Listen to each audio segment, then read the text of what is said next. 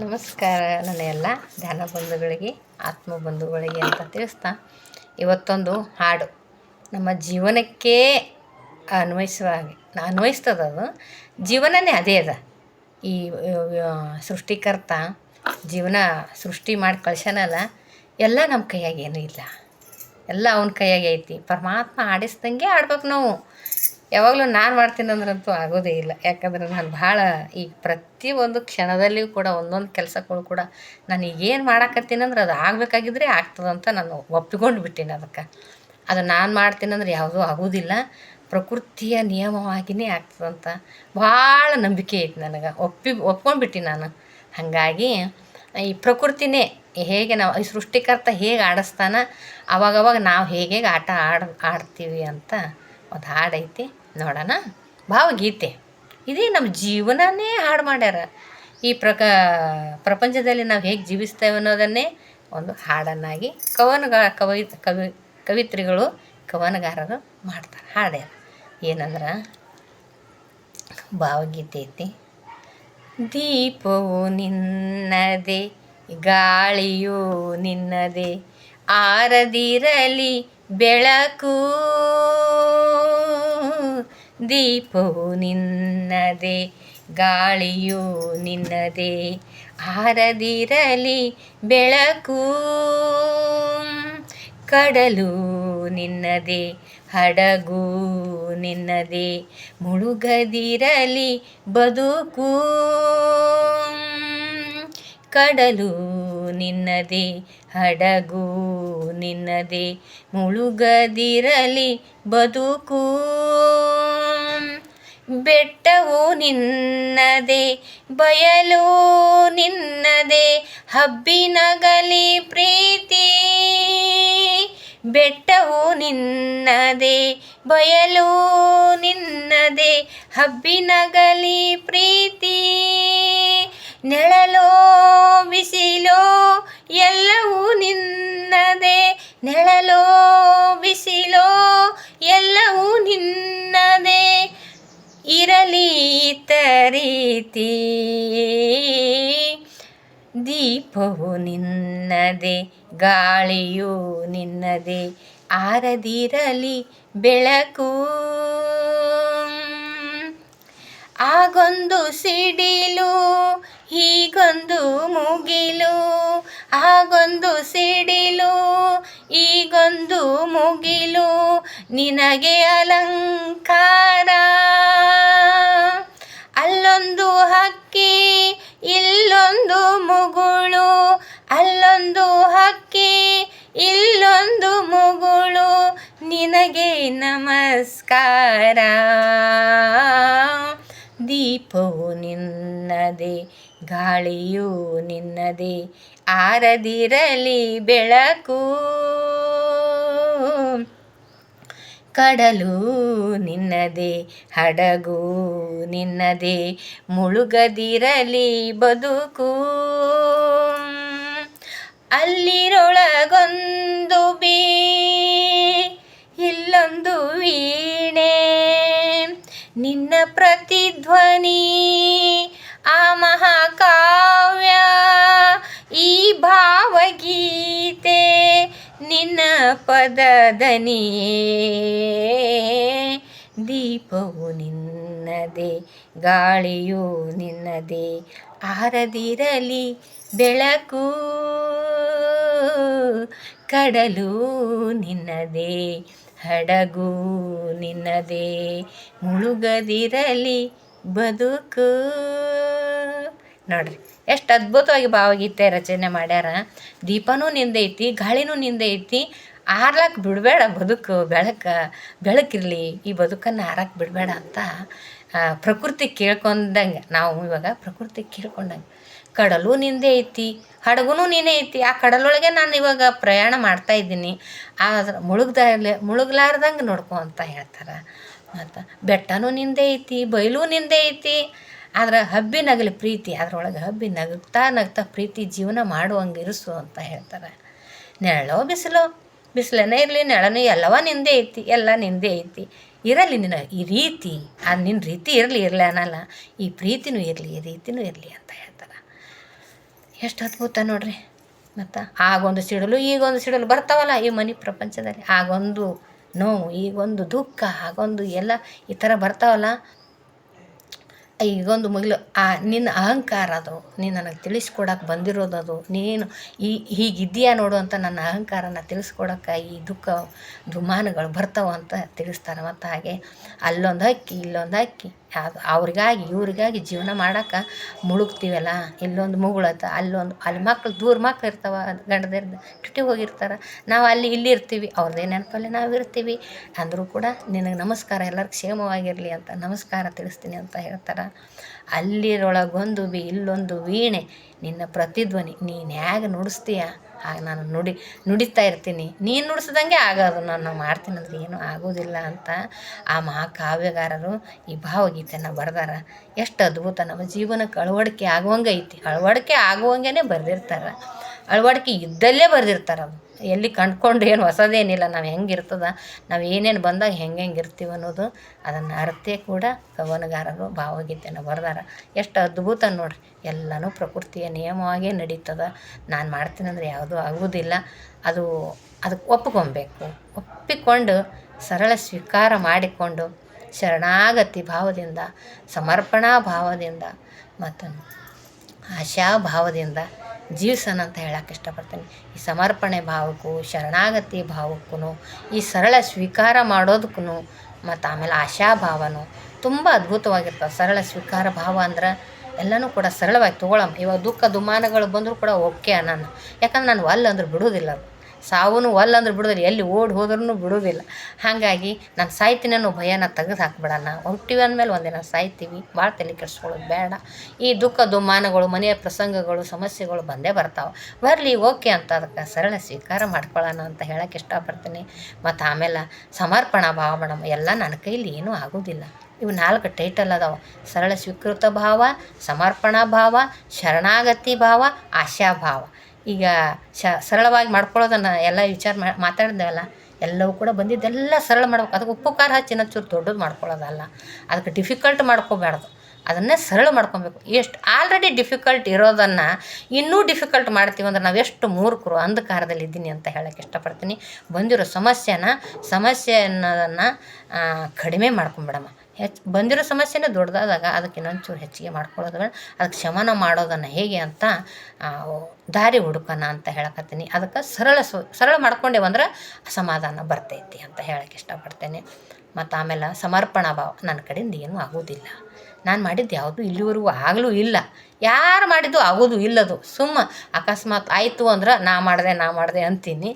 ಆಗದಿದ್ರೆ ಅಯ್ಯೋ ಅವ್ರು ಹಂಗೆ ಮಾಡಬೇಕಾಗಿತ್ತು, ಹೀಗೆ ಮಾಡಬೇಕಾಗಿತ್ತು, ಅದು ಹಂಗೆ ಅವ್ರು ಹೇಳಿದ್ರೋಡು ಹಂಗೆ ಮಾಡಿದ್ರೆ ಆತಿತ್ತು, ಹೀಗೆ ಮಾಡಿದ್ರೆ ಆತಿತ್ತು, ಏನೂ ಇಲ್ಲ. ಅದು ಏನಾಗಬೇಕು, ನಮ್ಮ ಸಣ್ಣ ಸಣ್ಣ ಪ್ರಯತ್ನಗಳು, ನಾವು ಕಾರಣೀಭೂತರು ಅಷ್ಟೇ ಇಲ್ಲಿ ಬಂದು ಜೀವನ ಮಾಡೋಕ್ಕೆ, ಹಾಕೋದು ತೆಗೆಯೋದು ಮಾಡೋಕ್ಕೆ. ಅದು ಸುಮ್ಮನೆ ಹೇಳ್ತಾ ಹೋಗಬೇಕು, ಕರ್ತವ್ಯಗಳು ಮಾಡ್ತಾ ಹೋಗಬೇಕು. ಎಲ್ಲ ತಾನೇ ಆಗ್ತಾವೆ. ನಾನು ಸುಮ್ಮನೆ ಕೂತ್ರೂ ಆಗ್ತಾವೆ, ಮಾಡಿದ್ರೂ ಆಗ್ತಾವೆ.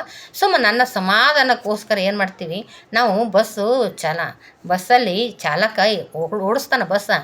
ಆದ್ರೆ ನಾವೇನು ಮಾಡ್ತೀವಿ, ಸೀಟ್ ಕೊಟ್ಟಾನ ಗುರುಗಳು, ಸುಮ್ಮನೆ ಕೂತ್ಕೊಳ್ರಿ, ಧ್ಯಾನ ಮಾಡಿ ಕೂತ್ಕೊಳ್ರಿ, ಎಲ್ಲ ಸುಮ್ಮನಿರಿ ನೀವು, ಎಲ್ಲ ಆಗ್ತದಂತ ಗುರುಗಳು ಹೇಳ್ಯಾರ. ನಾವೇನು ಮಾಡೀವಿ, ನಮ್ಮ ಸಮಾಧಾನಕ್ಕೋಸ್ಕರ ಆ ಬಸ್ಸಲ್ಲಿ ಎದ್ದು ಓಡಾಡ್ತಾ ಇದ್ದೀವಿ ನಾವು. ಮೇಲೆ ಕೂಡೋದು, ಏಳೋದು, ಹಿಂದೆ ಹೋಗೋದು, ಮುಂದೆ ಹೋಗೋದು, ಮತ್ತು ಆಮೇಲೆ ಡ್ರೈವರ್ ಓಡ್ಸಪ್ಪ ಮುಂದೆ, ಹಿಂಗೆ ಏನಾರ ಅನ್ನೋದು. ಈ ಥರ ನಾವೇನೇ ನಮ್ಮ ಸಮಾಧಾನಕ್ಕೋಸ್ಕರ ಮಾಡ್ತಾಯಿದ್ದೀವಿ ಹೊರತಾಗಿ, ನಾನು ಸುಮ್ಮನೆ ಕೂತ್ರೂ ಆ ಡ್ರೈವರು ಯಾವಾಗ ಕರ್ಕೊಂಡು ಹೋಗಿ ಮುಟ್ಟಿಸ್ಬೇಕು ಬಸ್ಸಿಗೆ, ನಮ್ಮ ಸ್ಥಳಕ್ಕೆ ಮುಟ್ಟಿಸ್ತಾನೆ. ನಾವು ಓಡಾಡಿದ್ರು ಕೂಡ ಅವನ ರೀತಿಯಾಗಿ ಹೋಗೋದು. ಇದು ನಾವು ಅರ್ಥ ಮಾಡ್ಕೊಬೇಕು. ಅರ್ಥ ಅಂತೂ ಆಗಿಲ್ಲ ಇಲ್ಲಿವರೆಗೆ, 40 ವರ್ಷ ಇದೇ ಮಾಡಿ ಈ ಥರ ಆಗಿರೋದು. ಈಗಾರ ಸಮಾಧಾನ ಆಗಿ ಯಾವುದೇ ಕೆಲಸ ಬಂದರೂ ಕೂಡ ಓಕೆ ಮಾಡೋಣ, ಆಗುತ್ತೆ, ಏನಾಗುತ್ತೆ ಅದಕ್ಕೆ ಆಗುತ್ತೆ ಅಂತ ಸರಳ ಸ್ವೀಕಾರ ಮಾಡ್ಕೊಳ್ಳೋಣ ಅಂತ ಹೇಳೋಕ್ಕೆ ಇಷ್ಟಪಡ್ತೀನಿ. ಸಮರ್ಪಣಾ ಭಾವ, ಏನಾರ ಮಾಡಪ್ಪ ದೇವರೇ, ನಿನ್ನ ಪ್ರಕೃತಿ ಒಪ್ಪಿಸಿಬಿಟ್ಟು ಆಗಿದ್ದೆಲ್ಲ ಒಳ್ಳೆಯದಕ್ಕೆ ಅಂತ ಹೇಳಿ ಮುಂದೆ ಸಾಗೋಣ ಅಂತ ಹೇಳಿದ್ರೆ, ಶರಣಾಗತಿ ಅಂದ್ರೆ ನನ್ನ ಕಡೆಯಿಂದ ಏನೂ ಆಗೋದಿಲ್ಲ, ಸಮರ್ಪಣೆ ಅಂದ್ರೆ ನಾನು ಮಾಡ್ತೀನಿ ಅಂತ ದುಡ್ಡು ಅದಂತ ಹಾಸ್ಪಿಟ್ಲ್ ನೋಡಿಸ್ಕೊಂಡೆ, ಮತ್ತು ದುಡ್ಡು ಅದ ಅಂತೇಳಿ ಯಾರನ್ನಾರು ಅಹಂಕಾರದಿಂದ ಮಾತಾಡದೆ ಕೊಂಡ್ಕೊತಿರ್ತಾರೆ. ಒಬ್ರೊಬ್ರು ದುಡ್ಡು ಕೊಟ್ಟೆ ಜನರನ್ನ ಕೊಂಡ್ಕೊತಿರ್ತಾರೆ. ಅಂಥವೆಲ್ಲ ಮಾಡೋದು ಸಮರ್ಪಣಾ ಭಾವದಿಂದ ಆಗ್ತದದು. ಇದಕ್ಕಿಂತಲೂ ಮೀರಿದ್ದೇನದ ನಮ್ಮ ಸೊಕ್ಕನ್ನು ಹೇಗೆ ಅಡಗಿಸ್ತಾನೆ ದೇವ್ರು ಅಂತಂದ್ರೆ, ಈಗ ನಂದೇ ಹೇಳ್ತೀನಿ, ನಾನು ಭಾಳ ಮಂದಿದು ಯಾವುದು ಹೇಳಲ್ಲ, ಯಾಕಂದ್ರೆ ನಾನು ಅನುಭವನೇ ಹೇಳಕ್ಕೆ ಬರ್ತೀನಿಲ್ಲ.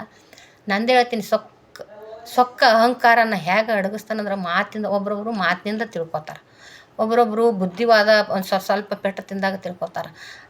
ಒಬ್ರೊಬ್ರಿಗೆ ಏನಂದ್ರೆ ದುಡ್ಡಿನ ಅಹಂಕಾರ ಇರ್ತೈತೆ. ಬಿಡ ರೊಕ್ಕ ಕೊಟ್ರೆ ಆಯ್ತು ಮಾಡಿಸ್ಕೊಂಡ್ಬಿಡ್ತೀನಿ ಅನ್ನೋಂಗೆ ಇರ್ತಾರೆ. ಒಬ್ರೊಬ್ರ ಮೇಲೆ ಒಬ್ರೊಬ್ರು ಅಧಿಕಾರ ಚಲಾವಣೆ ಮಾಡ್ತಿರ್ತಾರೆ. ಹೀಗಾಗಿ ಅವ್ರು ಏನು ಮಾಡ್ತಾರೆ, ಯಾವುದಕ್ಕೂ ಭಯ ಬೀಳಲ್ಲ. ಇಂಥವ್ರು ಸೊಕ್ಕ ಮುರಿಯೋಕ್ಕಂತಾನೆ ನನ್ನಂಥವಳು ಅಂತ ಹೇಳ್ತೀನಿ. ನನ್ನಂಥವಳು ನಾನು ಯಾರ ಮಾತು ಕೇಳ್ತಿದ್ದಿಲ್ಲ. ಆವಾಗ ತಾಯಿ ತಂದೆ ಮಾತು ಕೇಳ್ತಿದ್ದಿಲ್ಲ. ನಾನೇ ಜಾಣೆ ನಾ ಮಾಡಿದ್ದೆ ಸರಿ ಅಂತ ನಾನಂತ ಇದ್ನಲ್ಲ. ಆವಾಗ ಯಾರೇನು ಹೇಳ್ತು, ಎಂಥ ಪ್ರಸಂಗ ಬಂದರೂ ಕೂಡ ನಾನು ಮಾಡಿದ್ದೆ ಸರಿ ಅಂತಿದ್ದೆ. ಏನಾದರೂ ಕೂಡ ನಾನು ಮಾಡಿದ್ದು ಸರಿ, ನೀವು ಮಾಡಿದ್ರೆ ಹಂಗೆ ಕೆಡ್ತು, ನಾನು ಮಾಡಿದ್ರೆ ಸರಿ ಆಗ್ತೈತೆ, ಈ ಥರ ಅಹಂಕಾರ ಇತ್ತು ನನಗೆ. ಈಗೇನಾಯಿತು, ಇಂಥವ್ರಿಗೆ ಮನಸ್ಸೋಕೆ ಯಾರಿಂದ ಸಾಧ್ಯ ಇಲ್ಲ ಬಂತು ನೋಡ್ರಿ. ಯಾಕಂದ್ರೆ ಈ 10 ವರ್ಷದಿಂದ ನಾನು ಯಜಮಾನ್ರಿಗೆ ಆಕ್ಸಿಡೆಂಟ್ ಆದಾಗ ನಾನು ಸೊಕ್ಕು ಮುರಿದಿದ್ದಿಲ್ಲ. ಯಾಕಂದ್ರೆ ಅವ್ರು 3 ವರ್ಷ ಬೆಡ್ಮೇಟ್ ಇದ್ದರು. 3 ವರ್ಷ ಅವ್ರ ಸೇವೆ ಮಾಡೀನಿ ನಾನು. ಆದ್ರೆ ನಾನು ಗಟ್ಟಿಯಾಗಿದ್ದೆ. ಅವ್ರು ಮಾಡ್ತೀನಿ ಬಿಡು, ಆರಾಮಾಗಿದ್ದೀನಲ್ಲ. ನಾನು ಸಣ್ಣ ಇದ್ದೀನಿ, ಜಾಣೆನೂ ಇದ್ದೀನಿ, ತಲೆನೂ ಓಡಿಸ್ತೀನಿ. ಮತ್ತು ಆಮೇಲೆ ನಾನು ಗಟ್ಟಿಯಾಗಿದ್ದೀನಲ್ಲ ಅನ್ನೋದಿತ್ತೋ ಏನಿತ್ತೋ ಯಾರು ಹೇಳಿದ್ರು ಕೇಳಾರ್ದೆ ನನ್ನ ಯಜಮಾನ್ರ 3 ವರ್ಷ ಆರೋಗ್ಯನ ಸರಿ ಮಾಡಿದ್ವಿ. ಸರಿ ಮಾಡಿದ್ನಿ ಅಂತ ಅಂತೀನಿ. ಅದು ನಾನು ಸರಿ ಮಾಡಿಲ್ಲ. ನಾನು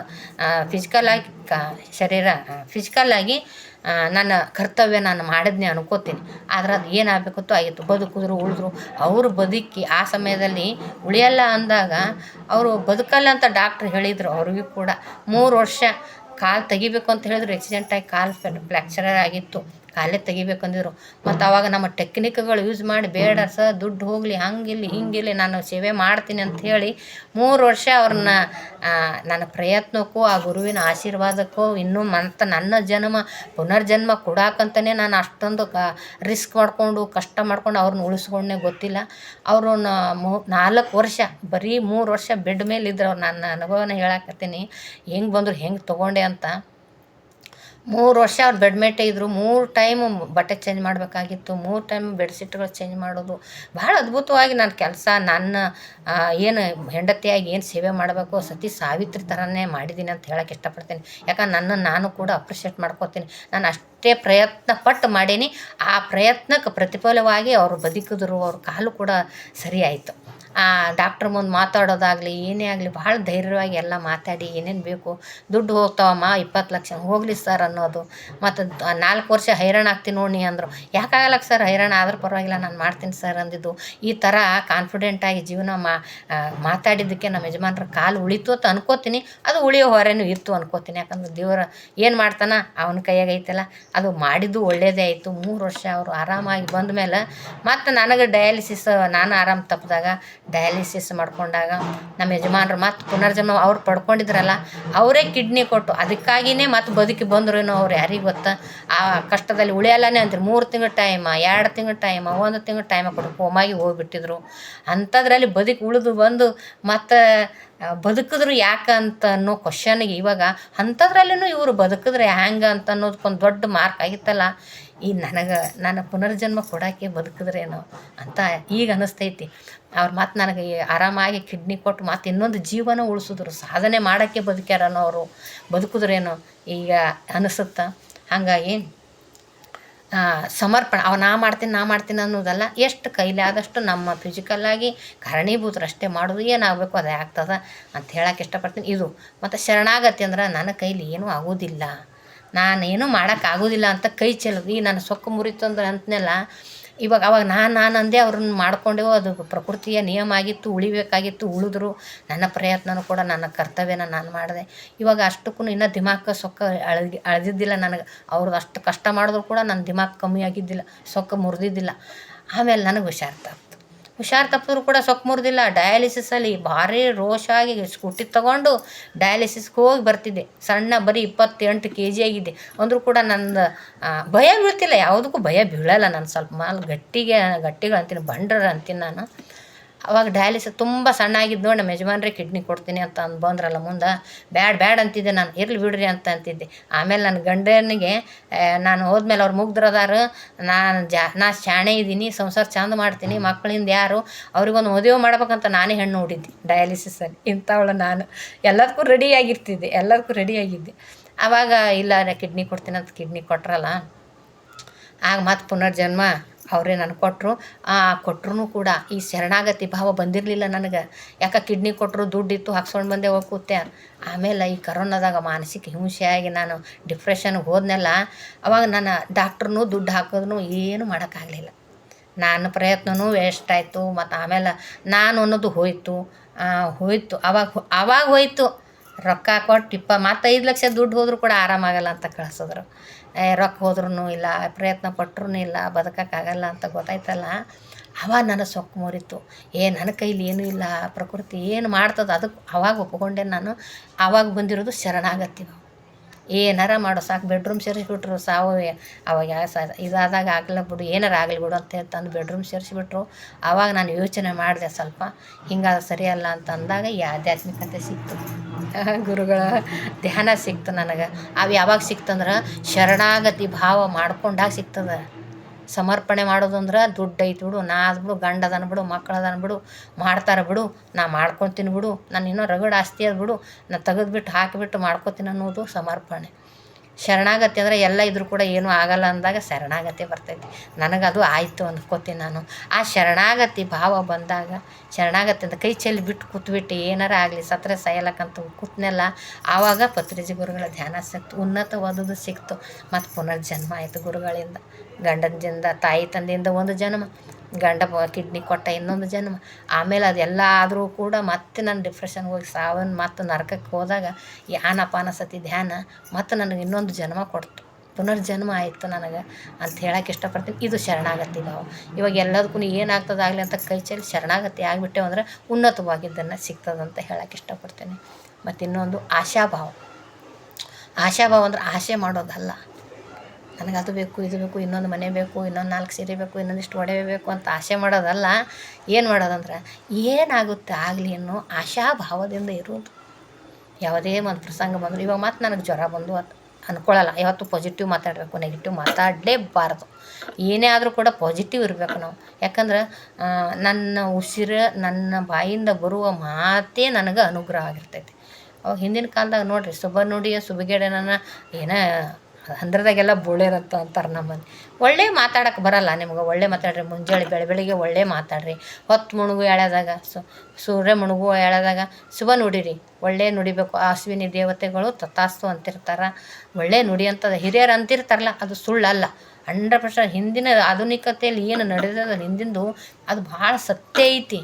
ನಾವೆಲ್ಲ ಮರ್ತೀವಿ, ಬರೀ ಬಿಜಿ ಆಗಿಬಿಟ್ಟೆ. ಎಲ್ಲ ಜೀವನಕ್ಕೆ ಏನಕ್ಕೆ ಬಿಜಿ ಆದೀವೋ ಗೊತ್ತಾಗಲಿಲ್ಲ. ಸುಖ ಅನ್ನೋದೇ ಮರ್ತೋಗೈತಿ. ಸುಖ ಯಾವಾಗ ಪಡ್ತೀವೋ ಗೊತ್ತಿಲ್ಲ. ಡೇಟೇ ಭಾರ ಆಗಕತ್ತದ, ವಯಸ್ಸೇ ಹೋಗಕತ್ತದ, ಸುಖನೇ ಪಡೋದು ಗೊತ್ತಾಗ್ತಾಯಿಲ್ಲ. ಎಲ್ಲದಂತ ಸುಖ ಏನೋ ಹುಡ್ಕೋತೆ ಹೊಂಟೀವಿ. 70-80 ವರ್ಷ ಆಗ್ಲಕತ್ತಾವ. ರಿಟೈರ್ಮೆಂಟೇ ಆಗಕತ್ತು, ಸುಖನೇ ಸಿಗ್ತಾಯಿಲ್ಲ.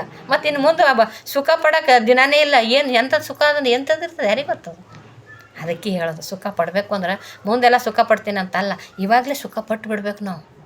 ಖುಷಿ ಪಡಬೇಕು. ಇವತ್ತೊಂದು ದಿನ ಖುಷಿಯಾಗಿ ನಡೆದು ಬಿಡ್ಬೇಕು ನಾವು. ಮತ್ತು ಇವತ್ತೊಂದು ದಿನ ಖುಷಿಯಾಗಿ ನಡೆದ್ರೆ ಎಲ್ಲ ಸುಖ ಪಡೋದು ಅಂದ್ರೆ ಏನು ರಿಟೈರ್ಮೆಂಟ್. ಈಗ ಹಂಗಾಗೈತಿ ಡ್ಯೂಟಿ ಮಾಡೋದು ಎಲ್ಲ.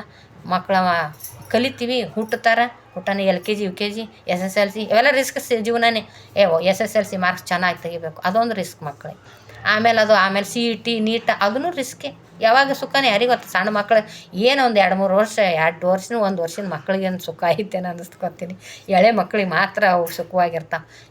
ಈಗಂತೂ ಸಾಲಿ ಬಂದವಲ್ಲ, ಈಗ LKG UKG ಮಕ್ಕಳಿಗೆ ಬಂದಿದ ತಕ್ಷಣ ತಾಯಿ ತಂದೆ ಶಿಕ್ಷಣನೂ ಬೇಕಂತ LKG UKG ಮಕ್ಕಳಿಗೂ ಕೂಡ ಅವಕ್ಕೂ ರಿಸ್ಕ್ ಸ್ಟಾರ್ಟೇ. ಹೋಮ್ವರ್ಕ ಬುಕ್ಕ ಅವಕ್ಕೊಂದು ರಾಶಿ ಬುಕ್ಕ ಈ ಥರ ಆಗಿಬಿಟ್ಟು ರಿಸ್ಕ್ ಒತ್ತಡ ಈ ಥರ ಒತ್ತಡ ಜೀವನನೇ ಪೂರ್ತಿ ದಿನ ವರ್ಷ ಎಷ್ಟು ದಿನ ಇರ್ತೀವಿ ಅಲ್ಲಿ ತನಕ ಒತ್ತಡನೇ. ಅಂದ್ರೆ ಬದುಕು ಮಾಡೋದು ಹೆಂಗೆ, ಸುಖ ಪಡೋದು ಹೆಂಗೆ. ಸುಖ ಅಂದ್ರೆ ಎಲ್ಲಿರ್ತೈತಿ, ಯಾವಾಗ ಸಿಗ್ತದೋ. ನನಗೆ ನಗು ಬರ್ತದೆ. ದಿನ ಒಂದು ಒತ್ತಡನೇ ಆದ್ರೆ ಸುಖ ಪಡೋದು ಯಾವಾಗ. ಅದಕ್ಕೆ ಒತ್ತಡ ಮಾಡ್ಕೊಳ್ಳೋ ಬೇಡ. ಬಂದಿದ್ದೆಲ್ಲ ಸರಳ ಸ್ವೀಕಾರ ಮಾಡ್ಕೊಳ್ಳೋಣ ಮತ್ತು ಶರಣಾಗತಿ ಆಗಿಬಿಡೋಣ. ಏನು ಬರ್ತದೆ ಬರಲಿ ಅಂತ ಅನ್ನೋಣ. ಯಾಕಂದ್ರೆ ಜೀವನನೇ ಹಿಂಗೆ ಐತಲ್ಲ. ಇವಾಗ ಒದ್ದಾಡ್ಕೋತ ಬಂದೀವಿ ಅಂದಮೇಲೆ ಒದ್ದಾಡ್ಕೋತೆ ಹೋಗೋದು. ಎಲ್ಲಿದ್ದೀವಿ ನಾವು ಇವಾಗ? ಸಮುದ್ರದಾಗ ಇದ್ದೀವಿ ಅಂದಮೇಲೆ ಆ ಅಲೆಗಳು ಬರಬೇಡ ಅಂದ್ರೆ ಹೆಂಗೆ? ನಾವು ಎಲ್ಲಿದ್ದೀವಿ? ದುಃಖದ ಸಮುದ್ರದಲ್ಲೇ ಇದ್ದೀವಿ, ಸುಖದ ಸಮುದ್ರದಲ್ಲಿಲ್ಲ. ಸುಖದ ಸಮುದ್ರದಲ್ಲಿ ಇದ್ದೀವಿ ಅಂದ್ರೆ ಆಧ್ಯಾತ್ಮಿಕತೆಯಲ್ಲಿ ಭಾಳ ಖುಷಿ ಅನ್ನಿಸ್ತದೆ ನನಗೆ. ಇಲ್ಲಿ ಇದು ಯಾವ ಪ್ರಾಪಂಚಿಕ ವಿಷಯದಲ್ಲಿ ಸುಖ ಸಿಗುವುದಿಲ್ಲ, ದುಃಖನೇ ದುಃಖದ ಪ್ರಪಂಚ. ಇದು ದುಃಖದ ಸಮುದ್ರದಲ್ಲಿ ಇದ್ದೀವಿ ಅಂದಮೇಲೆ ಆ ಅಲೆಗಳು ಎಲ್ಲ ದುಃಖದೇ ಬರೋವು. ನಾನೇನಾರ ದುಃಖ ಬೇಡ ಅಂಥೇಳಿ ಇದು ಆಧ್ಯಾತ್ಮಿಕತೆ ಇದರಲ್ಲಿ ಏನು ಬಂದೆ ಈ ಸುಖ ಅನುಭವಿಸೋಕೆ ಈ ಆಧ್ಯಾತ್ಮಿಕ ಧ್ಯಾನ, ಮೆಡಿಟೇಷನ್ನು, ಒಳ್ಳೆಯದು ಕೆಟ್ಟದ್ದು ಅರಿತಾ ಹೋದ್ನಂದ್ರೆ, ಪ್ರಜ್ಞೆಯಿಂದ ಇರ್ಲಾಕೆ ಹೋತ್ನಂದ್ರೆ ಆವಾಗ ಸುಖ ಅನ್ನೋದು ಗೊತ್ತಾಗ್ಬಿಡ್ತೈತಿ. ಈ ಆಧ್ಯಾತ್ಮಿಕತೆಯಲ್ಲಿ ಸುಖ ಐತಿ, ಆನಂದ ಐತಿ. ಯಾಕಂದ್ರೆ ಸಾಕು ಅನಿಸ್ಬಿಡ್ತದೆ ಎಲ್ಲನೂ ಕೂಡ. ಇವಾಗ ಪ್ರಾಪಂಚಿಕದಲ್ಲಿ ಇನ್ನೊಂದು 4 ಸೀರೆ ತೊಗೋಬೇಕು ಅನ್ನಿಸ್ಬಿಡ್ತೈತಿ, ಇನ್ನೊಂದು 2 ಮನೆ ಕಟ್ಬೇಕು ಅನ್ನಿಸ್ತದೆ.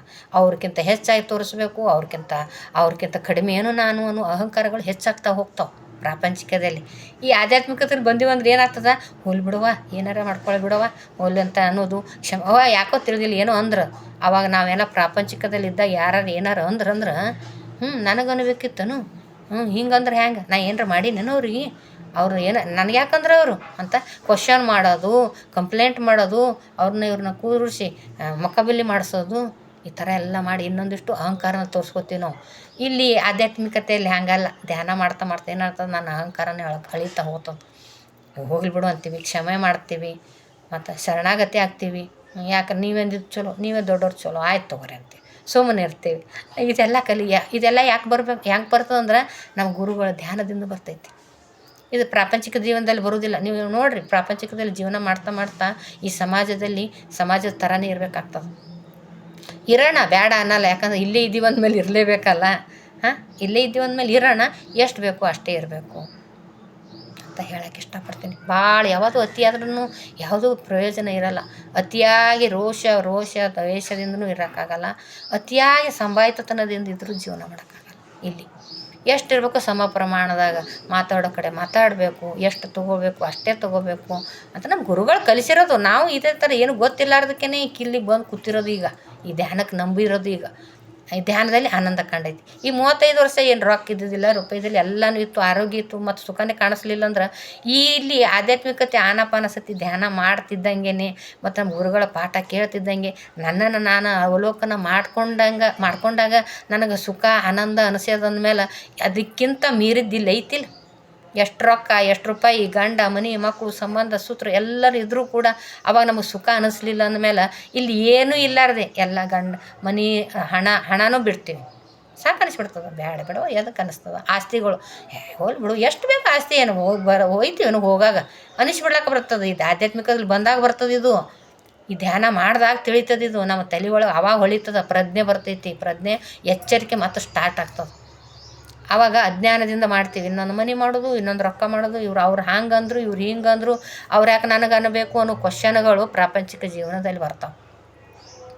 ಇಲ್ಲಿ ಆಧ್ಯಾತ್ಮಿಕದಲ್ಲಿ ಸಮ ಮಾಡೋದು ಬಂದುಬಿಡ್ತದೆ, ಹೋಲ್ಬಿಡು ಅನ್ನೋದು ಬರ್ತವೆ, ಶರಣಾಗತಿ ಭಾವ ಬರ್ತವೆ, ಕ್ಷಮಿಸೋ ಗುಣ ಬರ್ತಾವೆ, ತಾಳ್ಮೆ ಬರ್ತೈತಿ. ಇದು ನಾಟಕ ಅಲ್ಲ. ನಾಟಕ ಮಾಡೋರು ಬರೋದಿಲ್ಲ, ಧ್ಯಾನ ಮಾಡಬೇಕು ಬರ್ತೈತಿ. ಧ್ಯಾನ ಮಾಡ್ಬೇಕು. ಬ್ರಾಹ್ಮಿ ಮುಹೂರ್ತದಾಗ ಆನಾಪಾನಸತಿ ಧ್ಯಾನ ಮಾಡಬೇಕು, ಆವಾಗ ಬರ್ತದೆ. ಮತ್ತು ಆಮೇಲೆ ಶರಣಾಗತಿ ಆಗ್ಬಿಡ್ಬೇಕು. ಎಲ್ಲದಕ್ಕೂ ನನ್ನ ಕಡೆಯಿಂದ ಏನು ಆಗಲ್ಲ, ನಾ ಮಾಡಿದ್ದು ಯಾವುದೂ ಆಗೋದು ಇಲ್ಲ. ಹಾಗಾಗಿ ಅರ್ಥ ಮಾಡ್ಕೊಬೇಕು. ಬೇಕಿದ್ರೆ ನೀವು ಚೆಕ್ ಮಾಡಿರಿ. ನೀವು ಏನಾರ ಇವತ್ತು ಒಂದು ದಿನ ಅಡುಗೆ ಮಾಡಿದ್ರಿ ಅಂದ್ರೆ, ನಾನು ಮಾಡಿರೋ ಅಡುಗೆನೇ ನಾನು ಒಂದೊಂದು ದಿನ ಊಟ ಮಾಡೋದಿಲ್ಲ. ಅದು ನನ್ನ ಬಾಯಿಗೆ ಬರೋದಿಲ್ಲದು. ಅದು ಪ್ರಕೃತಿಯ ನಿಯಮ ಏನಾಗಬೇಕು ಅದೇ ಆಗಿರ್ತೈತಿ. ಅದಕ್ಕೆ ನಾನು ಮಾಡಿದ್ದು ಯಾವುದೂ ಆಗೋದಿಲ್ಲ ಅಂತ ಮನನ ಮಾಡ್ಕೊಳ್ಳೋಣ ಅಂತ ಹೇಳಕ್ಕಿರ್ತೀನಿ. ಮತ್ತು ಇನ್ನೊಂದು ಆಶಾಭಾವ ಅಂದ್ರೆ ಆಶಾಭಾವದಿಂದ ಇರೋಣ. ಯಾಕಂದ್ರೆ ಈ ನಿಸ್ವಾರ್ಥ ಆದೇವಂದ್ರೆ ಸಪ್ಪೆ ಆಗಿಬಿಡ್ತದೆ ಜೀವನ. ಸ್ವಲ್ಪ ಆಸೆನೂ ಬೇಕು, ಸ್ವಲ್ಪ ಆಸೆ ಬೇಕು, ಆಶಾಭಾವ ಬೇಕು. ಆಸೆನೂ ಬೇಕು, ಆಶಾಭಾವ ಬೇಕು. ಅಂದ್ರೆ ಏನಾಗುತ್ತೋ ಆಗಲಿ ನೋಡೋಣ ಬಿಡು ಅಂತ ಮನೋಸ್ಥಿತಿನ ಸಮಸ್ಥಿತಿಯಾಗಿ ಇಟ್ಕೊಳ್ಳೋದು, ಮನಸ್ಸನ್ನು ಹಗುರವಾಗಿ ಇಟ್ಕೊಳ್ಳೋದು. ಅದು ಆಗಬೇಕಾಗಿದ್ದನ್ನು ಆಗೇ ಆಗ್ತದೆ, ಆಗೇ ಆಗಬೇಕು ಅನ್ನೋದನ್ನು ಬಿಟ್ಟು ಏನಾಗುತ್ತೋ ನೋಡೋಣ ಅಂತ ಚಾಲೆಂಜಿಂಗ್ ಆಗಿ ತೊಗೊಳ್ಳೋಣ. ಸುಮ್ಮನೆ ಇರೋಣ, ಅದಕ್ಕೇನು ಕೆಲಸ ಕಾರ್ಯಗಳನ್ನು ಮಾಡೋಣ, ಏನೇನಾಗುತ್ತೋ ಆಗಲಿ ನೋಡೋಣ, ಮುಂದೆ ಏನಾಗುತ್ತೆ ನೋಡೋಣ ಅನ್ನೋ ಹೋಪಿಂದ ಚಾಲೆಂಜಿಂಗ್ ಆಗಿ ತೊಗೊಂಡು ಅದಕ್ಕೆ ಎದುರಾಗಿ ನಿಂದಿರ್ಬೇಕು ನಾವು. ಅದ್ರ ಜೊತೆನೇ ಸಾಗಬಾರ್ದು. ಯಾವತ್ತು ಒಂದು ಪ್ರಶ್ನೆ ಬಂತಂದ್ರೆ, ಒಂದು ಮನೆಯಲ್ಲಿ ಘಟನೆ ಆಯ್ತಂದ್ರೆ ಅದ್ರ ಜೊತೆ ನಿಂದಿರ್ಬೇಕು. ಅದ್ರ ಜೊತೆ ಆಗ್ಬಾರ್ದು ನಾವು, ಅದ್ರ ಎದುರಾಗಿ ನಿಂದಿರಬೇಕು. ಇದನ್ನು ಮಣಿಸ್ಬೇಕು ನಾವು. ಇದರಿಂದ ನಾನು ಆಚೆ ಬರಬೇಕು ಅನ್ನೋದ್ರಲ್ಲಿ ಇರಬೇಕು ಹೊರತಾಗಿ ಅದ್ರ ಜೊತೆಗೆ ನನಗೆ ಹಿಂಗೆ ಆಗಕತ್ತದಲ್ಲ ಯಾಕೆ, ನನಗೆ ಹಿಂಗೆ ಆಗಕತ್ತದಲ್ಲ ಯಾಕೆ ಅನ್ಕೋತ ಹೋಗ್ಬಾರ್ದು. ಯಾಕೆ ಆಗಕತ್ತದಂತ ನೋಡ್ಕೊಂಡು ಅದರಿಂದ ಹೊರಗೆ ಬರಬೇಕು. ಇದು ಆಶಾಭಾವ. ಚಾಲೆಂಜಿಂಗ್ ಆಗಿ ತಗೋಬೇಕಂತ ಹೇಳಕ್ಕೆ ಇಷ್ಟಪಡ್ತೀನಿ. ಎಲ್ಲವೂ ಕೂಡ ಸೃಷ್ಟಿಯ ನಿಯಮವಾಗಿ ನಡೀತದೆ. ಪ್ರಕೃತಿ ಮಾತೆ ಹೇಗೆ ನಡೆಸ್ತಾಳೆ ಹಾಗೆ ನಡೆಸ್ತದೆ. ಮತ್ತು ಇನ್ನೊಂದು, ನಾನೇನು ಬರ್ಕೊಂಡು ಬಂದಿರ್ತೀನಿ ಭೂಮಾತೆಗೆ ಕೊಟ್ಟು ಬಂದಿರ್ತೀನಿ. ನಮ್ಮ ಗುರುಗಳು ಕ್ಲಾಸಲ್ಲಿ ಬಂದೈತೆ 2 ವರ್ಷ ಹಿಂದೆಯೇ ಹೇಳ, ನಾನು ಏನ್ಗಾರು ಬೇಕಾಗಿತ್ತಂದ್ರೆ ಇಂಥನ್ನೇ ಗಂಡ ಬೇಕು ಅಂತ ಬರ್ಕೊಂಡು ಬಂದಿರ್ತೀನಿ, ಇಂಥ ಮಕ್ಕಳೇ ಬೇಕು ಅಂತ ನನ್ನ ಶರೀರಕ್ಕೂ ಕೂಡ ಇಂಥ ಶಿಕ್ಷೆಗಳು ಆದಾಗ ನನ್ನ ಅನುಭವ ಶರೀರ ಅನುಭವಿಸ್ಲಿಕ್ಕಂತೆ. ಇವಾಗ ನನ್ನ ಕಿಡ್ನಿ ಟ್ರಾನ್ಸ್ಪ್ಲಾಂಟ್ ಆಯಿತು, ಕಿಡ್ನಿ ಹಾಕ್ಕೋಬೇಕು, ಕಿಡ್ನಿ ಫೇಲ್ ಆಗಬೇಕು, ಗಂಡನ ಕಿಡ್ನಿ ಹಾಕ್ಕೋಬೇಕು. ಮತ್ತು ಇವಾಗ ಮತ್ತೇನಾರು ಸಣ್ಣ ಪುಟ್ಟ ಸಮಸ್ಯೆಗಳು ಬಂದು ಅಂದ್ರೆ ಈ ಶರೀರ ಕರ್ಮ ಐತಿ, ಅದನ್ನು ಅನುಭವಿಸ್ಲಿಕ್ಕತ್ತೇ ಬಂದೈತಿ ಅಂತ ಒಪ್ಕೋಬೇಕು. ನಾನು ಒಪ್ಕೊಂಡಾಗ ನನಗೆ ಯಾವ ನೋವುಗಳು ಕಡಿಮೆ ಆಗ್ತಾವೆ. ಅವಾಗ ಇದು ನನಗೆ ಯಾಕೆ ಬಂತು ಅಂದ್ರೆ, ನೀನು ಒಪ್ಕೊಂಡು ಬಂದು ನೀ ಬರ್ಕೊಂಬಂದು ಅದಕ್ಕೆ ಬಂದೈತಿ. ಸುಮ್ಮನೆ ಬಾ ಅಂದ್ರೆ ಬರ್ತೈತೇನ ಅದು? ಸುಮ್ಮನೆ ಯಾವುದೂ ಆಗೋದಿಲ್ಲ. ಏನಾಗಬೇಕು ಅದೆಲ್ಲನೂ ಕೂಡ ಒಳ್ಳೆಯದಕ್ಕೆ ಆಗ್ತದಂತ. ಇದೊಂದು ಕಟ್ಟಿಟ್ಟ ಬುತ್ತಿ. ಆದರೆ ನಾನು ಸುಮ್ಮನೆ ಇರಬೇಕು, ಏನಾಗೋದಕ್ಕೆಲ್ಲ ಒಪ್ಪಿಕೋಬೇಕು. ಶರಣಾಗತಿ ಭಾವ ಇರಬೇಕು. ಆಶಾಭಾವದಿಂದ ಛಲದಿಂದ ಮುಂದೆ ಸಾಗಬೇಕು. ಮತ್ತು ಏನಾಗುತ್ತೆ ಆಗೋದೆಲ್ಲ ಒಳ್ಳೆಯದಕ್ಕೆ ಅಂತ ಒಪ್ಕೋಬೇಕು. ಇದು ಒಂದು ಸಣ್ಣ ಕತೆ ಐತಿ. ಒಪ್ಪಿಕೊಳ್ಳೋದಂದ್ರೆ, ಒಬ್ಬ ತಂದೆ, ಮಗ, ತಾಯಿ 3 ಜನ ಇದ್ರಂತ. ಅದ್ಭುತವಾದ ಒಂದು ಜೀವನ ನಡೆಸ್ತಾ ಇದ್ರಂತ. ಒಂದು ಕುದುರೆ ಇತ್ತಂತ ಅವ್ರದ್ದು. ಆ ಕುದುರೆನ ಮೇಯಿಸ್ಕೊಂಡು ಅದ್ರ ಜೊತೆ ಸವಾರಿ ಮಾಡ್ತಾ ಅವ್ರ ಮನೆ ವ್ಯಾಪಾರ ಮಾಡಿಕೊಂಡು ಆರಾಮಾಗಿದ್ರಂತ. ಭಾಳ ಪ್ರೀತಿ ಮಾಡ್ತಿದ್ರಂತ ಆ ಕುದುರೆ. ಮತ್ತು ಇವರೆಲ್ಲರೂ ಆ ಕುದುರೆಗೂ ಕೂಡ ಇವ್ರನ್ನಂದ್ರೆ ಭಾಳ ಪ್ರೀತಿ ಅಂತದು. ತುಂಬ ಕಾಳಜಿ ಮಾಡ್ತೀವಿ ನೋಡಿರಿ, ಮನೆಯಲ್ಲಿರುವ ಇದು ಪ್ರಾಣಿಗಳನ್ನು ತುಂಬ ಪ್ರೀತಿ ಮಾಡ್ತೀವಿಲ್ಲ, ಅದನ್ನು ಕೂಡ ವ್ಯಾಪಾರಕ್ಕಾಗಿ ಇಟ್ಕೊಂಡಿದ್ರಲ್ಲ. ಭಾಳ ಅದ್ಭುತವಾಗಿ ಪ್ರೀತಿ ಮಾಡ್ತಿದ್ರಂತ 3 ಜನನು. ಒಬ್ಬನೇ ಮಗ ಇದ್ನಲ್ಲ, ಭಾಳ ಪ್ರೀತಿಯಿಂದ ಮಾಡ್ತಾನೆ. ಒಂದು ದಿನ ಏನು ಮಾಡೋದಂತ, ಅದು ಕಾಡಿಗೆ ಕರ್ಕೊಂಡೋಗಿ ಮೇಯಿಸ್ಕೊಂಡು ಬಂದ್ರಾಯ್ತಂತ ಕಾಡು ಕಡೆ ಹೋದಂತ. ಅದು ಕಾಡಲ್ಲಿ ಹೋದಾಗ ಇವನು ಹೂವು ಗಿಡ ಅದು ಇದು ನೋಡ್ತಾ ಕಾಡಲ್ಲಿ ಮೈ ಮರೆತಾಗ ಅದೊಂದು ಮುಂದೆ ಹೋಗಿ ಎಲ್ಲೋ ಮಾಯನೇ ಹೋಗ್ಬಿಡ್ತಾ ಎಲ್ಲೋ ಹೋಗ್ಬಿಡ್ತದೆ ಕಾಡಲ್ಲಿ. ಹುಡುಗ ಆಮೇಲೆ ನೋಡಿಬಿಟ್ಟು ಜರ ಲಕ್ಷ್ಯ ಕಡಿಮೆ ಆಗಿತ್ತಲ್ಲ, ನೋಡಿಬಿಟ್ಟು ಹುಡುಕೋದು ಕುದುರೆ ಸಿಗಲಿಲ್ಲ ಅಂತ. ಸಿಗ್ಲಾರ್ದಾಗ ಏನು ಮಾಡ್ದಂದ, ಓಡೋಡಿ ಬಂದು ಆ ತಂದೆಗಳು, ಅಪ್ಪಾಜಿ ಅಲ್ಲಿ ಕುದುರೆ ನೋಡಕತ್ತೀನಿ, ಎಷ್ಟು ಹುಡುಕಿದ್ರು ಕುದುರೆನೇ ಸಿಗಲಿಲ್ಲ ಅಂತ ಅನ್ನಂತ. ನನ್ನ ಹೌದಾ ಮತ್ತು ಬೈಲಿಲ್ಲ ಅಂತ ಮಗನಿಗೆ. ಮತ್ತು ಹೌದು ಆಯ್ತು ಬಿಡು, ಯಾಕಾಗಲ್ಲ ಬಿಡು, ಹೋಯ್ತು ಒಳ್ಳೇದಾಯ್ತು ಬಿಡು ಅಂತ ಅನ್ನೋದು. ನಾನು ಒಳ್ಳೇದಾಯ್ತು ಬಿಡು. ತಂದೆ ಹುಡುಗ ಸಮಾಧಾನ ಮಾಡ್ದೆ. ಆಯ್ತು, ಊರವರೆಲ್ಲ ಬಂದ್ರಂತ. ಕುದುರೆ ಕಳೆದಂತಲ್ಲ, ನಿನ್ನ ಕುದುರೆ ಕಳೆದಂತ, ನಿನ್ನ ಜೀವನಕ್ಕೆ ಆಧಾರವಾಗಿರೋ ಕುದುರೆನೇ ಕಳೆದದಲ್ಲ, ಏನು ಮಾಡ್ತೀನಿ ನನ್ನ, ಯಾಕಿರ್ಲಕ್ಕ ಬಿಡ್ರಿ, ಏನಾಗೋದು ಆಗ್ತದ, ಆಗೋದೆಲ್ಲ ಒಳ್ಳೇದಕ್ಕೆ ಅಂದಂತಾವ. ಆಗೋದೆಲ್ಲ ಒಳ್ಳೇದು. ಏನು ಹುಚ್ಚಿದ್ಯೋ, ಮನೇನು ಕುದುರೆ ಕಳೆದದ, ಆಗೋದೆಲ್ಲ ಒಳ್ಳೇದಕ್ಕೆ ಅಂತೀಯಲ್ಲ ನೀನು ಅಂತ. ಏನು ಮಾಡೋದ್ರಿ, ಅದು ಏನು ಪ್ರಕೃತಿಯ ನಿಯಮಾಗಿ ಆಗ್ತದೆ, ಏನು ಆಗಬೇಕು ಅದು ಆಗ್ತದೆ, ಆಗೋದೆಲ್ಲ ಒಳ್ಳೇದಕ್ಕೆ, ಮತ್ತು ಆಗೋದೆಲ್ಲ ಒಳ್ಳೇದಕ್ಕೆ ಅನ್ನಂತ. ನಾನು ಒಂದು ಸ್ವಲ್ಪ ದಿನ ಹೋಗೋಣ, ಒಂದು 10-12 ದಿನ ಹೋಗೋಣ. ಒಂದಿನ 11:00 ಬಾಗಿಲು ತೆಗಿದ ತಕ್ಷಣ ಕುದುರೆ ಕಾಣಿಸ್ತದೆ. ಒಂದು ಕುದುರೆ ಜೋಡಿ ಇನ್ನೂ 5 ಕುದುರೆ 4 ಕುದುರೆ ಕರ್ಕೊಂಡ್ಬಂದಿರ್ತದೆ. ಅದು ಕುದುರೆ 4-5 ಕುದುರೆ ಆಗಿದ್ದು ಅಂತ. ಅದು ಯಾರದಂತ ಗೊತ್ತಿಲ್ಲ, ಅವು ಬಂದಿದ್ದಲ್ಲ, ಅದ್ರ ಜೋಡಿ ಹಿಂಡಿನ ಜೋಡಿ, ಅದ್ರ ಜೋಡಿ ಆ ಪ್ರೀತಿ ಮಾಡ್ತಿತ್ತಲ್ಲ ಕುದುರೆ. ಅವ್ನ ಮನೆಗೆ ಬಂದಾಗ, ಹುಡ್ಕೊಂಡು ಮನೆಗೆ ಬಂದಾಗ ಅವ್ರ ಜೊತೆಗಾರನ್ನ ಕರ್ಕೊಂಡ್ಬಂದ್ಬಿಟ್ಟೈತಿ ಅದು ಕುದುರೆ. ಮತ್ತು ಅವು 5 ಕುದುರೆ ಬಂದಲ್ಲ, ಮತ್ತು ಅದರಿಂದ ಚೆನ್ನಾಗಿ ಕೆಲಸ ಮಾಡ್ಕೊಂತ ಸ್ವಲ್ಪ ಜನ ಜೀವನ ಮಾಡ್ದಂತ. ಅವ್ರು ಬಂದು ಕೇಳಿದ್ರಂತ, ಒಳ್ಳೇದೈತಲ್ಲೋ ಕುದುರೆ ಬಂದೈತಿ, ಮತ್ತು ಜೋಲೋ 4 ಕುದುರೆ ಕೂಡ ಬಂದವು ನಿನಗೆ, ಆಯಿತು ಒಳ್ಳೇದಾಯ್ತು ನೋಡಪ್ಪ, ನೀ ಅಂತಿದ್ದು ನೋಡು ಒಳ್ಳೇದಾಯ್ತು ಅಂತಿದ್ದಿ, ನಮಗೇನೂ ಗೊತ್ತಾಗಲಿಲ್ಲ ಅಂತ ಬಂದು ಹೇಳೋರು ಅದು. ಆಮೇಲೆ ಒಂದಿನ ಏನು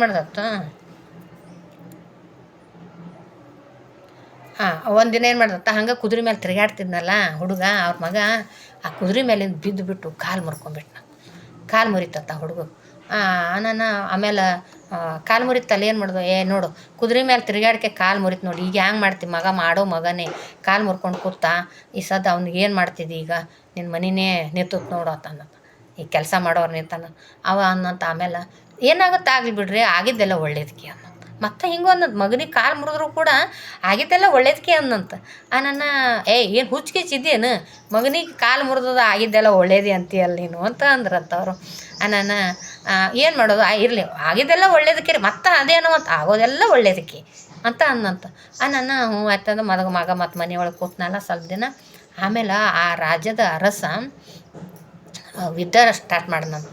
ಯುದ್ಧಕ್ಕಾಗಿ ನವ ಪ್ರಜೆಗಳು ಬೇಕಾಗಿತ್ತು. ನೀವು ಸಣ್ಣ ಮಕ್ಕಳು ಹರಿಯದ ಮಕ್ಕಳನ್ನ ಅವರು ಯುದ್ಧಕ್ಕೆ ಕರ್ಕೊಂಡು ಹೋಗ್ಬೇಕಾಗಿತ್ತು. ಅವ ಬಂದು ಊರೊಳಗೆ ಡಂಗುರ ಸಾರದ್ನಂತ. ಎಲ್ಲ ಇಲ್ಲಿ ಯಾರ್ಯಾರು ಹರಿಯದ ಮಕ್ಳು ಅದಾರ 20 ವರ್ಷನವ್ರು ಯಾರು ಅದಾರ 18-20 ವರ್ಷನವ್ರು ಎಲ್ಲ ಅದಾರ ಅವ್ರು ನಮ್ಮ ಸೇನೆಯನ್ನಾಗಿ ಆಯ್ಕೆ ಮಾಡ್ಕೊಂಡಿವಿ, ಯುದ್ಧಕ್ಕೆ ಕಳಿಸ್ತೀವಿ ಅಂತೇಳಿ. ಆಮೇಲೆ ಎಲ್ಲರ ಮಕ್ಕಳನ್ನ ಕರ್ಕೊಂಡು ಹೋದ್ರಂತ. ಸಣ್ಣ 18, 15, 20 ವರ್ಷದ ಮಕ್ಕಳನ್ನೆಲ್ಲ ಕರ್ಕೊಂಡು ಹೋದ್ರಂತ. ಇವ್ರ ಮನೆ ಪಾಳೆ ಬಂತಂತ. ಇವ್ನು ಕಾಲು ಮುರ್ಕೊಂಡು ಕೂತಾನ ಹುಡುಗ. ಮತ್ತು ಅವ್ರಂದ್ರತ್ತ ಸೇನಾಧಿಪತಿಗಳು ಎಲ್ಲ ಈ ಕಾಲು ಮುರಿದವ್ನು ಕರ್ಕೊಂಡು ಹೋಗಿ ಎಲ್ಲಿ ಯುದ್ಧ ಮಾಡ್ಸೋಕ್ಕಾಗ್ತದೆ, ಕಾಲು ಮುರ್ಕೊಂಡು ಅವ್ನಿಗೆ ಬಿಟ್ಟು ಇವನ ಕೈಲಿ ಏನಾಗ್ತಂತ ಅವ್ನು ಬಿಟ್ಟು ಹೋದ್ರಂತ. ಆಮೇಲೆ ಊರವರೆಲ್ಲ ಬಂದ್ರಂತ. ನೋಡಪ್ಪ ನಿನ್ನ ಆಗೋದೆಲ್ಲ ಒಳ್ಳೇದಕ್ಕಂತ ನಿನ್ನ ಮಗನ ಕಾಲು ಮುರಿದೋಕ್ಕೆ ನಮ್ಮ ಮಕ್ಕಳೆಲ್ಲ ಕರ್ಕೊಂಡು ಹೋದ್ರಂತ. ಅಳ್ಳಾಕತ್ರಂತ ಅವರು. ನಿನ್ನ ಮಗ ನೋಡು ನಮ್ಮ ಮಕ್ಕಳೇನು ವಾಪಸ್ ಬರ್ತಾರೋ ಇಲ್ಲೋ, ಯುದ್ಧದಾಗ ಅಲ್ಲೇ ಮಡಿಬೋದು, ಈ ಥರ ಆಯಿತು. ನಿನ್ನ ಮಗ ಕಾಲು ಮುರಿದಿದ್ದಕ್ಕೇ ಒಳ್ಳೆಯ ನಿನ್ನ ಮುಂದೆ ಕಣ್ಣು ಮುಂದೆ ಉಳಿದಾವ. ನೀನು ಒಂದೇ ಮಗ ಇದ್ದರೂ ಕೂಡ ನಿನ್ನ ಕಣ್ಣು ಮುಂದೆ ಹಿಡ್ಕೊಂಡು ಜೀವನ ಮಾಡೋಕ್ಕೆ ಖುಷಿಯಾಗಿದ್ದೀನಿ ನೀನು. ನಾವು ಮಕ್ಕಳನ್ನ ಕಳ್ಕೊಂಡಿವಿ ಅಂತ ದುಃಖ ಪಡ್ತಾಯಿದ್ರಂತ. ಹಿಂಗೆ ಏನಾಗುತ್ತದಲ್ಲ ಆಗೋದೆಲ್ಲ ಒಳ್ಳೆಯದಕ್ಕೆ. 100% ನಾವು ಸುಮ್ಮನೆ ಇರಬೇಕು ಅಷ್ಟೇ. ಅದು ಆಗೋದೆಲ್ಲ ಒಳ್ಳೆಯದಕ್ಕೆ ಅಂತ ಪಾಸಿಟಿವ್ ಅಂತ ಇರಬೇಕು. ಇದು ಯಾಕಾಯ್ತು ಅಂತ ಕ್ವಶನ್ ಮಾಡೋದಲ್ಲ ಅಂತ ಹೇಳಕ್ಕೆ ಇಷ್ಟಪಡ್ತೀನಿ. ನಾನು ಇವಾಗ ಆಗೋದೆಲ್ಲ ಒಳ್ಳೆಯದಕ್ಕೆ ಅಂತ ಕಲ್ತಿದ್ದೀನಿ. ಆಗೋದೇನ ಯಾಕಂದ್ರೆ ಅದು ಡಿಫಿಕಲ್ಟ್ ಮಾಡ್ಕೊಂಡೇವು ಅಂದ್ರೆ ನಮ್ಮ ಶರೀರದ ಮೇಲೆ ಪರಿಣಾಮ ಬೀರ್ತೈತೆ. ಹಿಂಗ್ಯಾಕಾಯ್ತು ಇವತ್ತು ಮತ್ತೆ ಆರಾಮಿಲ್ಲ ಅಂದ್ರೆ ಆರಾಮಿಲ್ಲ ಅಷ್ಟೇ. ಆರಾಮ ಯಾಕಿಲ್ಲ ಅಂತ ಕ್ವಶನ್ ಮಾಡೋಕ್ಕೆ ಹೋದ್ರೆ ಮತ್ತೆ ಇನ್ನೊಂದಿಷ್ಟು ಆರಾಮ ತಪ್ತದೆ. ಅದಕ್ಕಾಗಿ ಈಗ ಏನೋ ಒಂದು ಸಮಸ್ಯೆ ಆದಂದಮೇಲೆ ಆ ಸಮಸ್ಯೆ ಯಾಕಾಯ್ತು ಅಂತ ನೋಡೋದು ಬಿಟ್ಟು ಆ ಸಮಸ್ಯೆ ಯಾಕೆ ಬಂತು ಅಂತ ನೋಡಿ ಅದು ಸಾಲ್ವ್ ಮಾಡ್ಕೊಳ್ಳೋಣ ಅಂತ ಹೇಳಕ್ಕೆ ಇಷ್ಟಪಡ್ತೀನಿ. ಇನ್ನೊಂದಕ್ಕೆಲ್ಲದಕ್ಕೂ ಕೂಡ ಶರಣಾಗತಿ ಭಾವ ಮಾಡಮ್ಮ, ಎಲ್ಲನೂ ಕೂಡ ಸರಳ ಸ್ವೀಕಾರ ಭಾವ ಮಾಡ್ಕೊಳ್ಳೋಣ ಅಂತ ಹೇಳಕ್ಕೆ ಇಷ್ಟಪಡ್ತೀನಿ. ಅರ್ಧ ಗಂಟೆ ಆಯಿತು. Thank you. ನಿಮ್ಮ ಜೊತೆ ನನಗೂ ಕೂಡ ಹೊಸ ಅನುಭವನೇ ಆಗ್ತಾವೆ. ಮತ್ತೆ ರಿವಿಷನ್ ಆದಂಗೆ ಆಗ್ತದೆ. ಥ್ಯಾಂಕ್ ಯು ಹೇಳಕ್ಕೆ ಇಷ್ಟಪಡ್ತೀನಿ. ಈ ಅಹಂಕಾರ ಆಶಾ ಭಾವದಿಂದಿರೋದು, ಶರಣಾಗತಿ ಭಾವದಿಂದಿರೋದು ಮತ್ತು ಸಮರ್ಪಣಾ ಭಾವದಿಂದ ಇರೋಣ ಅಂತ ಹೇಳಕ್ಕೆ ಇಷ್ಟಪಡ್ತೀನಿ. ಎಲ್ಲ ಆಗೋದೆಲ್ಲ ಒಳ್ಳೆಯದಕ್ಕೆ ಆಗ್ತದೆ ಅಂತ ಹೇಳಕ್ಕೆ ಇಷ್ಟಪಡ್ತೀನಿ. ನೀವು ಕೂಡ ಎಲ್ಲನೂ ಕೂಡ ಸರಳ ಮಾಡಿಕೊಳ್ರಿ. ಧ್ಯಾನ ಮಾಡೋಣ. ಈ ಗುರುಗಳು ಎಷ್ಟು ಆರಾಮಾಗಿ ಧ್ಯಾನ ಕೊಟ್ಟಾರಲ್ಲ, ಅದ್ಭುತವಾದ ಆನಾಪಾನ ಸತಿ ಧ್ಯಾನ ಮಾಡೋಣ. ನಮ್ಮ ಗುರುಗಳ ಕ್ಲಾಸ್ ಐತಿ, ಕ್ಲಾಸ್ ಜಾಯ್ನ್ ಆಗೋಣ.